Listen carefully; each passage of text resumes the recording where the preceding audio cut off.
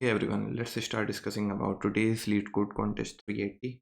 And let's start with the first problem. तो problem एक बार देख लो तुम और मैं एक्सप्लेन कर देता हूँ कि बेसिकली प्रॉब्लम में है क्या और हमें बताना क्या। तो मैं तुम्हें एक्सप्लेन कर देता हूँ पहले प्रॉब्लम है क्या। प्रॉब्लम बस सिंपल सी है, तुम्हें एक एरे गिवन है क्या। तुम्हें एरे गिवन है तो इसमें कुछ एलिमेंट्स होंगे, इन एलिमेंट्स की कुछ फ्रिक्वेंसी होगी। तो तुम्हें जो मैक्सिमम फ्रिक्वेंसी वाले एलिमेंट्स हैं उन सबकी फ्रिक्वेंसी का सम बताना है। जैसे कि अगर सोचो तुम्हारे पास एरे ऐसे गिवन है,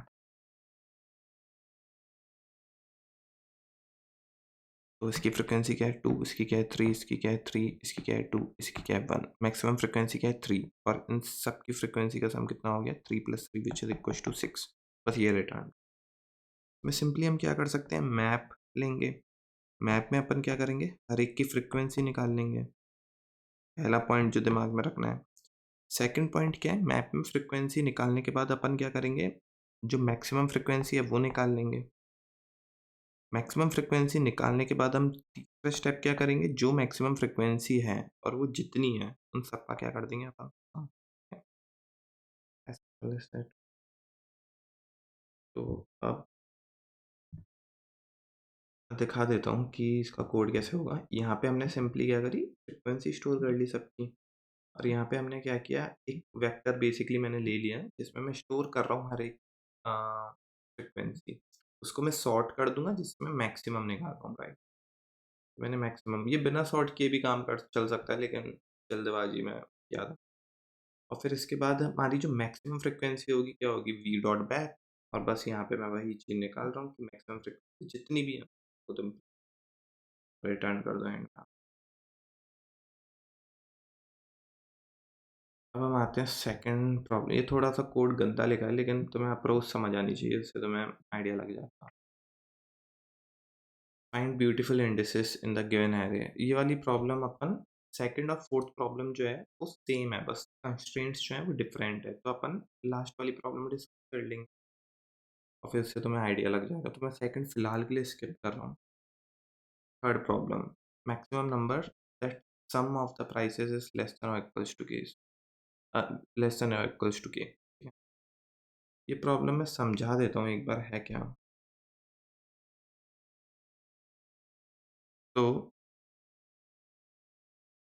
इस प्रॉब्लम में हमें क्या गिवन था, इस प्रॉब्लम में तुम्हें एक गिवन है समझ लो x और एक तुम्हें गिवन है k। क्या तुम्हें एक इसमें बताना है, ग्रेटेस्ट नंबर तुम्हें एक फाइंड करना है। क्या ग्रेटेस्ट नंबर तुम्हें फाइंड करना है जो कि लेट सपोज नम है। तो नम में अब है ना, नम में काफ़ी सारी बिट्स होंगी, उसका तुम बाइनरी रिप्रेजेंटेशन सोचो, जैसे 1 0 0 1 0 1 0 कुछ भी है, ठीक है। और तुम्हें एक एक्स जैसे कि गिवन है, तो तुम्हें ऐसी पोजीशंस पहले तो देखनी है जो कि एक्स का मल्टीपल है। फॉर एग्जांपल अगर एक्स जो है वो 2 है, तो तुम्हें कौन कौन सी पोजीशंस जो है वो कंसीडर करनी है, 2 4 6 8 10, जो भी इसका मल्टीपल होती है। राइट, जो भी इसका मल्टीपल होती है वो तुमने पोजीशंस कंसीडर करनी है। उसमें देखना है कि उनमें जो जो जगह पे सेट बिट है उन सबको करना है तुम्हें सम। मैं इजी लैंग्वेज में और समझा देता हूँ इसे। अगर सोचो तुम्हें बेसिकली क्या निकालना है, ग्रेटेस्ट नंबर निकालना है नम, ग्रेटेस्ट नंबर निकालना है नम। और उस क्या होना चाहिए कि 1 से लेकर नम तक तुम्हें बिट्स का सम करना है और वो should be less than equals to क्या होना चाहिए, तुम्हारा होना चाहिए कि अब जो तुम बिट्स का सम करोगे वो तुम्हारा नॉर्मल सम नहीं होना चाहिए। वो किस तरीके से होना चाहिए कि समझ लो कि तुम कोई भी एक नंबर कंसीडर कर रहे हो 1 से नम के बीच में। लेट सपोज तुम y कंसीडर कर रहे हो, ठीक है, y कंसीडर कर रहे हो। अब उसमें तुम्हें वही पोजीशंस की बिट्स का सम करना है जो कि x का मल्टीपल हो और वो सेट बिट हो। जैसे कि जैसे मैंने पहले भी बताया था, अगर x 2 है तो सोचो कि ये वाली बिट सोचो 0 है, ये 1 है, 0 है, ये 0 है, ये 1 0। तो इस वाले केस में 2 के मल्टीपल वाली डिजिट्स कौन सी हो गई? एक तो ये हो गई, ये सोचो 1 है, ये 2 है, ये 3 है, ये 4 है, 5 है, 6 है। तो 1 ये एक ये हो गई, एक ये हो गई, एक ये हो गई। 2 जगहों पे क्या है? 0, एक जगह पे क्या है? 1। तो इसमें हम क्या कह सकते हैं? इस वाले पर्टिकुलर नंबर में तुम्हारी जो नंबर ऑफ बिट्स आएँगी वो कितनी आएँगी? 1, ठीक है? अगर यहाँ पे 1 होता तो नंबर ऑफ बिट्स कितनी हो जाती? 2, एक यहाँ पे और एक यहाँ पे, राइट? तो तुम्हें 1 से लेकर जो तुम ग्रेटेस्ट नंबर फाइंड कर रहे हो वहाँ तक, वो शुड बी लेस देन और इक्वल्स टू क्या होना चाहिए तुम्हारा? ये। इतना समझ आया हमें, है ना? जो बिट्स का सम है। अब ये मैंने पहले भी एक वीडियो में बता रखा है और एक मैंने इसकी डेडिकेटेड प्ले वो भी बनाई थी वीडियो इस टॉपिक पे, बाइनरी सर्च पे। अ, अगर तुमने देखी नहीं है तो तुम देख सकते हो। उसमें मैंने बताया था जब भी तुम्हारे पास मैक्सिमम, मिनिमम ये सब आ रहा हो ना, तो कहीं न कहीं एक बार बाइनरी सर्च दिमाग में सोचो, राइट? तो इसमें अगर मेरे को मैक्सिमम नंबर बताना है ना, तो मैं सिंपली क्या कर सकता हूँ, मैं बाइनरी सर्च लगा सकता हूँ और मैं चेक कर सकता हूँ वहाँ पे मिड वाली कंडीशन पे कि भाई अगर अगर जो मेरी बिट्स हैं वो लेस देन और इक्वल्स टू के हुई, तो मैं किधर की तरफ मूव करूँगा? राइट की तरफ। फर्स्ट इज इक्वल्स टू क्या कर दूँगा मैं? Mid plus 1। क्योंकि जितना आगे हम जाते रहेंगे उतनी ज़्यादा बिट्स बढ़ती जाएँगी और जितना पीछे हम जाएँगे उतनी बिट्स कम होती जाएँगी। और अगर मेरी बिट्स जो है वो ग्रेटर देन के पहुँच रही है, तो मैं लास्ट इज़ इक्वल्स टू क्या कर दूँगा? मिड माइनस 1, ठीक है? ऐसा क्यों होगा? क्योंकि तुम खुद सोचो, अगर तुम एक इन नंबर्स को ऐसे सोचो, 1 2 3 4 5 6 7 8, तो जितने तुम कम नंबर लोगे, अगर तुम्हारा मिड यहाँ पे है तो यहाँ पे कुछ बिट्स होंगी। अगर तुम 4 तक लोगे तो ऑब्वियसली और कम बिट्स होंगी, 3 तक लोगे तो ऑब्वियसली और कम बिट्स होगी, राइट? मतलब इन 1 की बिट का सम, 2 की का सम, 3 का सम, और नॉर्मल सम नहीं, जो x की डिजिट से मल्टीपल हो रही हैं वो वाली का, ठीक है? तो इस वजह से यहाँ पे बाइनरी सर्च लग पा रहा है। अब चलो मैं बाइनरी सर्च लगा भी लूँगा, मैंने मिड निकाल लिया और मेरे को ये चेक कैसे करूँगा कि मेरा 1 से लेकर मिड तक कितनी बिट्स हैं? जो कि कितनी बिट्स हैं, कितनी बिट्स हैं जो कि सेट भी हैं और उनकी पोजीशन x का मल्टीपल भी है, x का मल्टीपल भी है, ठीक है? ऐसे हम कैसे निकालेंगे? मल्टीपल भी है, ऐसे सोचो। तो मैं यहाँ पे एक बहुत सिंपल सी प्रॉपर्टी नोट करनी है बिट्स की, वो ये होती है, अगर तुम बाइनरी रिप्रेजेंटेशन ऑफ 1 देखो, वो क्या होता है? पहले तो 0 देखो, 0 का होता है ये, मतलब केवल एक 0। 1 देखो, 2 देखो, ये हो गया 0, ये हो गया 1, ये हो गया 2। 3 देखो, 4 देखो, ठीक है? तुम ये देखो यहाँ पे, जो ये 0 वाली बिट है, पहले 0 आ रही है, फिर 1 आ रही है, फिर 0 आ रही है, फिर 1 आ रही है, फिर 0 आ रही है, फिर 1 आएगी, फिर 0 आएगी, फिर 1 आएगी। ये होती है एक बिट की प्रॉपर्टी। मतलब बिट्स की प्रॉपर्टीज होती है, ये इसी तरीके से आगे की तरफ मूव करती हैं। अब तुम यहाँ पे देखो, तो 2 0 2 1, अब फिर आएगा 2 0 2 1, फिर आएंगे 2 0, फिर आएंगे 2 1। सिमिलरली अगर यहाँ पे होता तो आते ही 4 0 4 1, फिर आते 4 0, फिर आते 4 1, ठीक है? तो ये 0 1 2 3 4 5 6 7 8। तो इसी प्रॉपर्टी की हेल्प से हमें क्या निकालने हैं? हमें वो निकालने हैं, हमें बेसिकली बिट्स का सम निकालेंगे हम, ठीक है? अब ये इससे निकालना है ना, बहुत ईज़ी है। अगर तुम समझ लो 0 और 1 का, तुम समझ लो एक पैकेट कंसीडर कर रहे हो। एक और ये पैकेट हो गया। तो तुम ये देखो 0 1 का पैकेट बार-बार रिपीट कर रहा है और इस पैकेट का साइज़ कितना है? 2।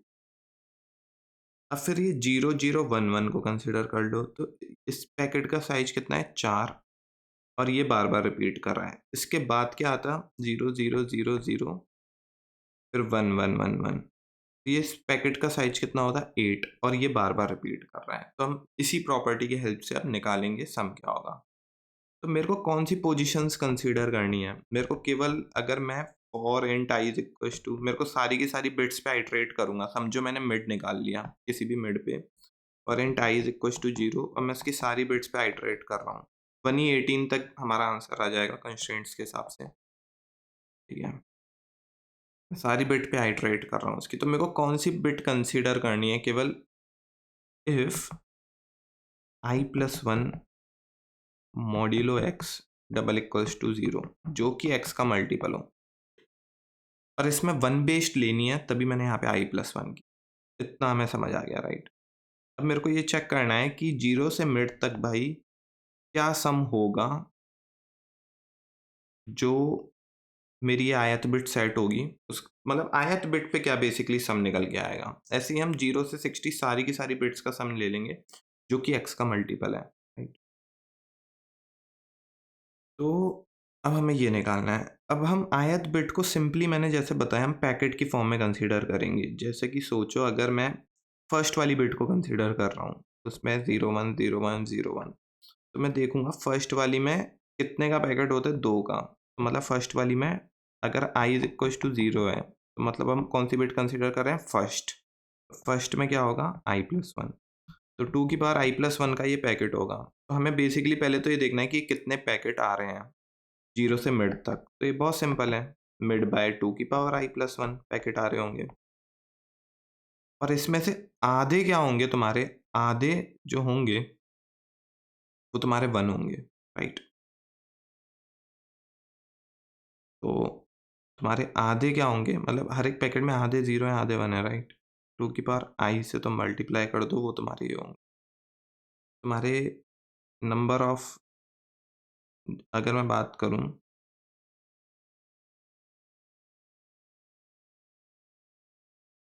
1 सेकंड देना मेरे को।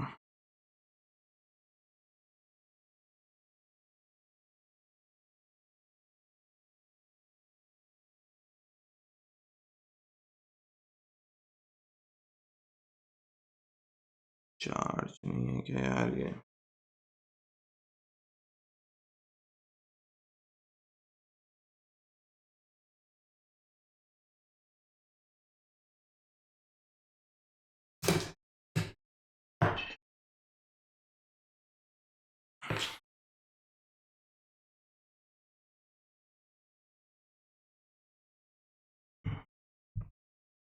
तो अगर तुम यहाँ पे देखो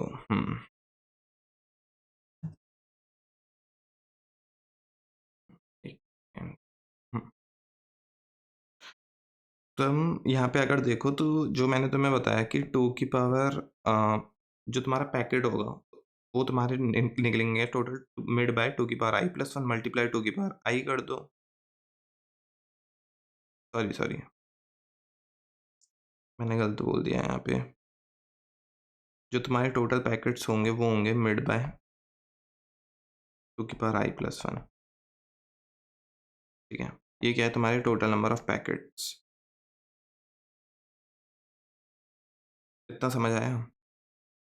और हर एक पैकेट में अगर तुम हर एक पैकेट को कंसिडर करो तो उसमें तुम्हारे कितने ज़ीरोज़ हैं।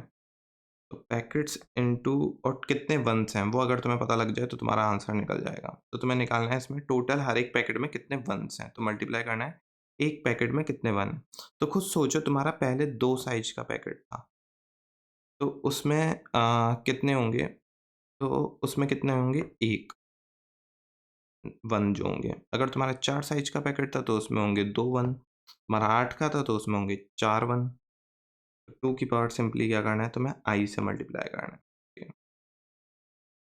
तो इससे तुम्हारा क्या निकल जाएगा तो मिड बाय 2 की पावर i प्लस 1 इंटू 2 की पावर i जो तुम्हारा निकल जाएगा टोटल नंबर ऑफ वंस कितनी होंगी, राइट? अब ये है कि हो सकता है कि कुछ मतलब पूरा पैकेट कवर ना हुआ हो, कोई छोटी चीज़ बची हुई हो। फॉर एग्ज़ाम्पल अगर मैं 4 साइज़ का भी पैकेट कंसीडर कर रहा हूँ तो 8 और ये 10 मिड मेरा 10 था और मैं 4 साइज़ वाले पैकेट्स कंसीडर कर रहा हूँ। तो यहाँ पे 2 तो पूरे आ जाएँगे, 1 पार्शियल रह जाएगा। तो कितने अगर तुम मिड बाय 2 की टू मॉड्यूलो टू की पावर आई प्लस वन निकाल दो तो तुम्हारे बचे हुए एलिमेंट्स आ जाएंगे। और जो तुम्हारे बचे हुए एलिमेंट्स हैं उनमें से क्या मैं बोल सकता हूँ कि शुरुआत के जो टू की पावर आई है वो तुम्हारे होंगे जीरोस, बाद के जो टू की पावर आई है होंगे वंस। मतलब 4 साइज का है तो 0 0 1 1। तो शुरुआत के 2 0, बाद के 2 वंस।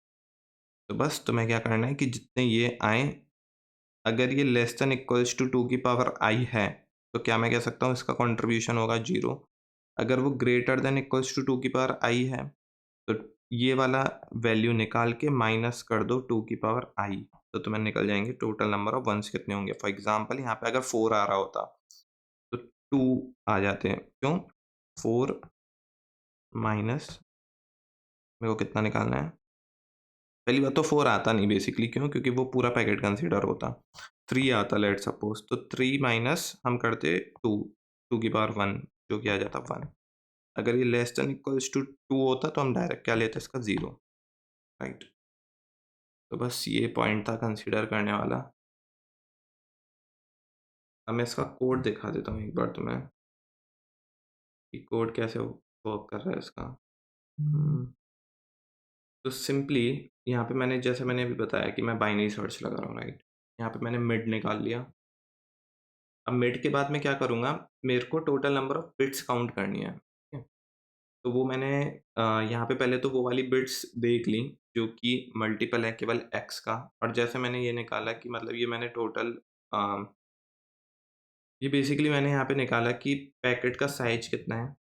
तो ये है 1 2 की पावर जितना भी तुम्हारा होगा j प्लस 1। और यहाँ पे मैंने निकाल दिया कि जो भी तुम्हारा ये पैकेट का साइज है तो टोटल नंबर ऑफ पैकेट्स कितने हो जाएंगे, ये मैंने डिवाइडेड बाय एन एन क्या है? पैकेट का साइज। तो इससे तुम्हारे टोटल नंबर ऑफ पैकेट्स निकल जाएंगे। और अगर तुम्हारे टोटल नंबर ऑफ पैकेट्स निकल गए फिर तुम उसको मल्टीप्लाई कर दो अ, उनके आधों से, मतलब पैकेट के साइज बाय आधा। तो उससे तुम्हारे पास कितने आ जाएंगे टोटल नंबर ऑफ वंस, यहाँ से तुम्हें पता लग जाएंगे। फिर जैसा मैंने अभी बताया कि हर एक पैकेट तुमने निकालिए कितने पैकेट है और उसमें से जितने भी पैकेट का साइज बाय 2 जो होंगे उतने हर एक पैकेट में वंस होंगे। ठीक है? और फिर इसके बाद मैंने क्या चेक किया कि ये वही वाली चीज़ है कि हो सकता है कि मतलब पूरे पैकेट्स नहीं आए हो, राइट। कुछ तुम्हारे बच गए हों एलिमेंट्स। तो उसके लिए मैंने क्या किया कि मतलब जितने भी हैं मॉड्यूलो निकाल के मैंने निकाल दिया कि कितने एलिमेंट्स बचे हैं और डिवाइड माइनस एन, मतलब ये पैकेट का साइज डिवाइड 2 कर दिया। अगर वो less than equals to packet का साइज डिवाइड 2 है तो वैसे ही 0 आ जाएगा, otherwise total number of ones बता देगा अपने आप। और अगर काउंटर, अगर एंड तक तुम्हारा काउंटर है वो लेस देन इक्वल्स टू के आ रहा है तो तुम क्या करना है, answer is equals to maximize कर दो और आगे की तरफ कर दो। एल्स में क्या करो, पीछे की तरफ करना आंसर।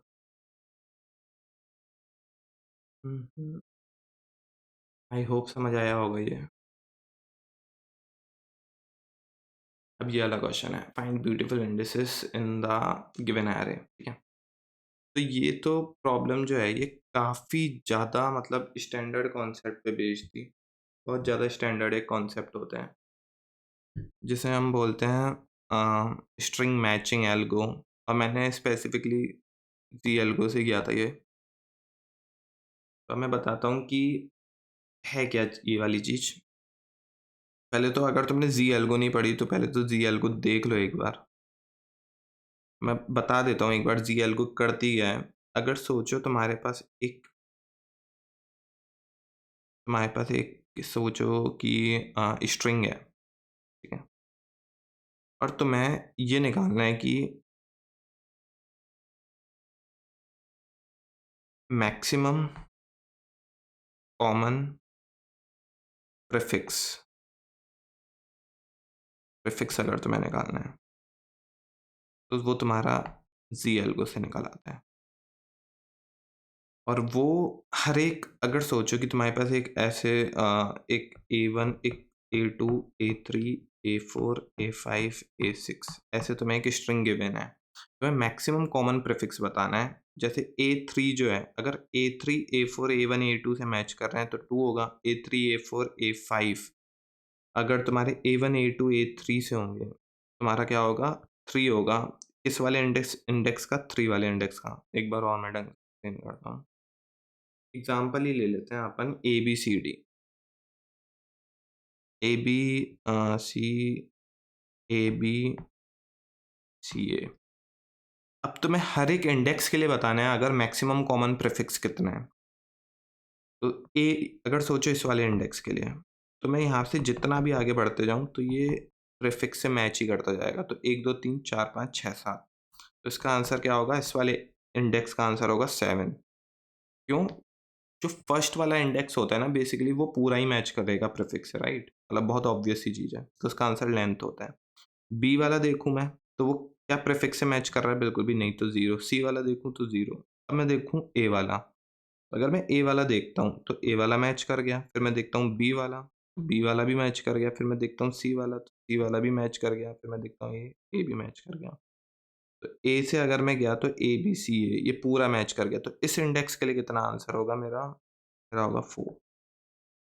बहुत सिंपल सी बात है। बी के लिए क्या होगा? 0। सी के लिए क्या होगा? 0। और फिर ये आया ए, क्योंकि बी इससे मैच नहीं कर रहा ना। फिर आया ए, तो ए कितना लेंथ से मैच हो रहा है? केवल और केवल एक। ये होगा। ये होती है बेसिकली जी एल्गोरिथम।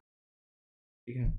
अब ये तुम निकालोगे तो ओ ऑफ एन स्क्वायर में तुम इजीली निकाल सकते हो। मतलब तुम फॉर मतलब एक जे वाला लूप चलाओ और एक आई वाला चलो। अगर तुम किसी एक इस वाले इंडेक्स को कंसीडर कर रहे हो, इसका आंसर क्या है, तो इसको बढ़ाते जाओ और 0 से यहाँ से बढ़ाते जाओ और चेक करते जाओ कहाँ तक कम है, मतलब कहाँ तक कॉमन है, और फिर वो तुम्हारा आंसर निकल आएगा उससे। ठीक है। लेकिन हमें क्या है कि हमें जीएल को ये वाली चीज़ ओ ऑफ एन में निकाल के देती है। पूरी की पूरी एक वेक्टर निकाल के देती है तुम्हें कि कितना कॉमन है इन ओ ऑफ एन। ठीक है।